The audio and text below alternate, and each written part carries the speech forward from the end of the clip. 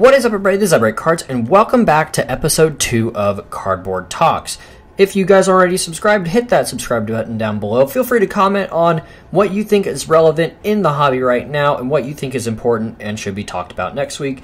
As always, feel free to comment down below on what you thought of the episode, any tips you may have to make it better. Also, feel free to follow me over on Twitter, where I ask for people's opinions and give shout-outs, so far, quite often. Now let's get into this week's episode of Cardboard Talks. In this episode, we will be talking about a breaker named Platinum Card Breaks. Now, before we even get in here, you guys may already know what I'm talking about if you follow me on Twitter or if you've heard that name before. I am not here to tell people how to do their jobs. I'm not here to tell people they are doing things wrong or to make fun of people or bash people for what they do. I'm just simply here to state an opinion and keep you guys up to date on what's going on in the card collecting community. Now, as many of you know, I was once a breaker myself, and I had a really good time with it, but with a full school schedule, and of course, with 2 other jobs, I did not have time to myself, to my family, or to those significant to me, or to even sit down and get enough sleep at night.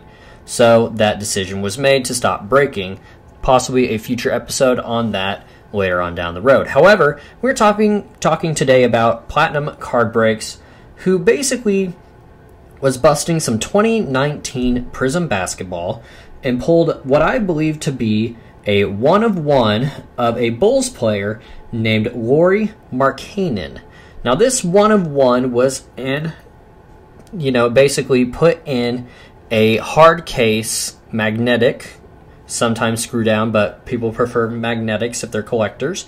And it was put off a little to the side as the case closed, and a lot of people were concerned that this would then damage the card. Now, this went through the card community, especially my Twitter, like wildfire, with people making GIFs of the moment, making repeated videos where they were showing, see, I can do this better, or this is how it should have been handled, so on and so forth. Now, I will give credit to the breaker because what he did was he bought this card back for what he is saying is $600 to make sure that no one could get this due to the fact that I messed up putting it in the One Touch. Just wanted to make sure that we took care of our customer and not want to have damaged cards in circulation. Now, this is where things kind of hit the fan, in my opinion, because what happened next was he did make right on his purchase. I am very happy about that. I think he did the correct thing there, buying it back. I don't know if the person who was going to get this card was mad or not, nor did I try to locate or find this person. I simply know that getting $600 would make me very happy, but if I was a Bulls fan, would I rather have the card? Possibly. That being said, he bought that card back, and he put out a video on Twitter basically saying, and making an example of it, yes, he made the situation right, but he took an X-Acto knife, aka practically a box cutter, to this card, this $600 card, and cut it like a nightmare in my dreams 3 times. One, I've been a card collector all my life, and I think, honestly, wholeheartedly, that if you break a card, you rip a card, no matter who it is, that's bad juju on busting packs for a while. It has happened to me where I've accidentally washed a card in the washer and it's gotten dried in the dryer, and it is a nightmare when you realize that that happens. But he did make it right by purchasing this card, and then he made it wrong, in my opinion, by cutting it up. This card could have still been bought on eBay, and just a little, message down in the description would have been, look for a slight bend in the card. There may have not even been that big of a bend in the card. Regardless, this card was cut up and then thrown on eBay, like I said. However, it was cut up.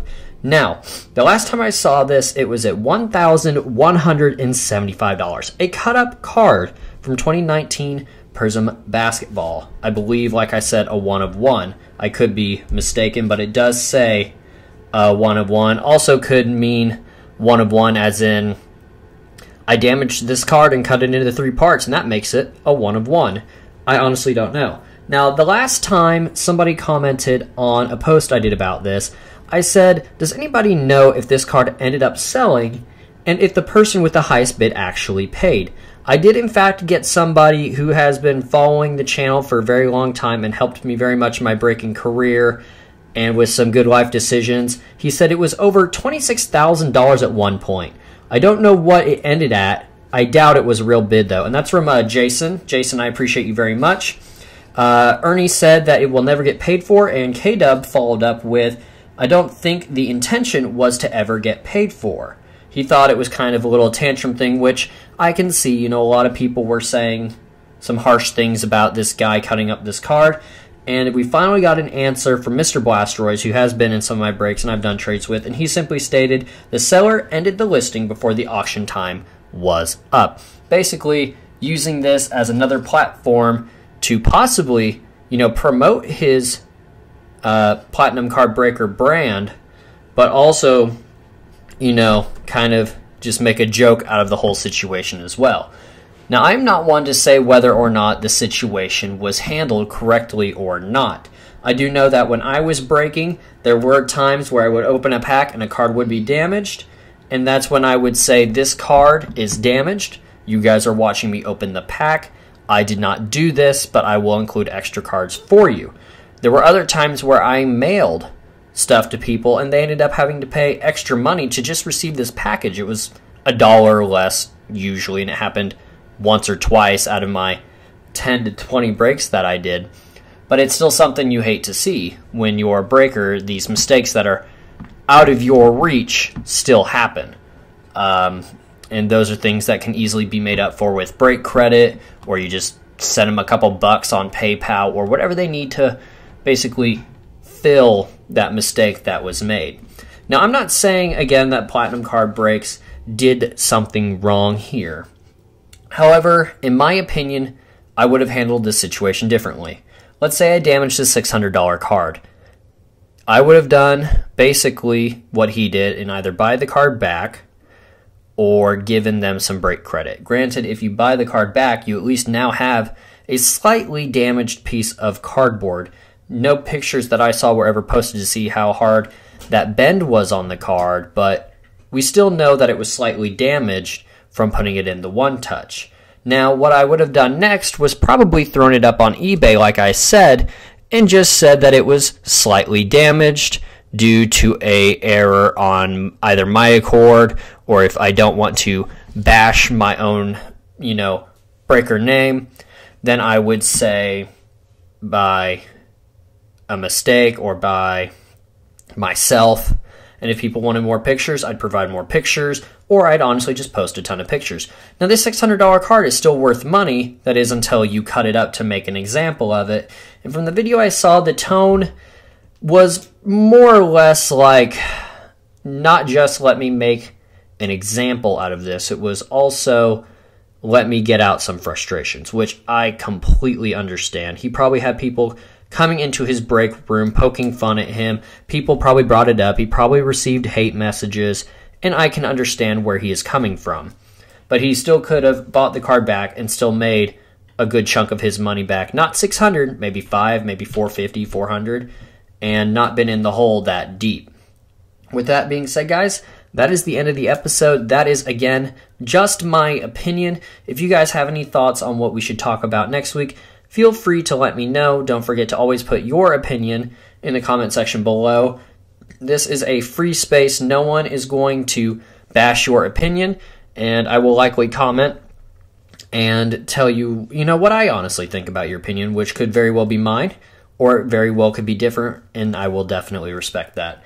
Thank you guys, as always, for watching. Don't forget that Friday we will have our next pack break. It will be a boombox, January's boombox. I appreciate you guys so much for watching. Like, subscribe, all that stuff. Don't forget, we do giveaways at every 100, and we're coming up on 600, and my New Year's resolution is to try to get the channel to 1,000 subscribers, and as a busy person, I'm doing my best to put content out there that you guys enjoy. Thank you guys again, always, so much for watching, and I will talk to you all later.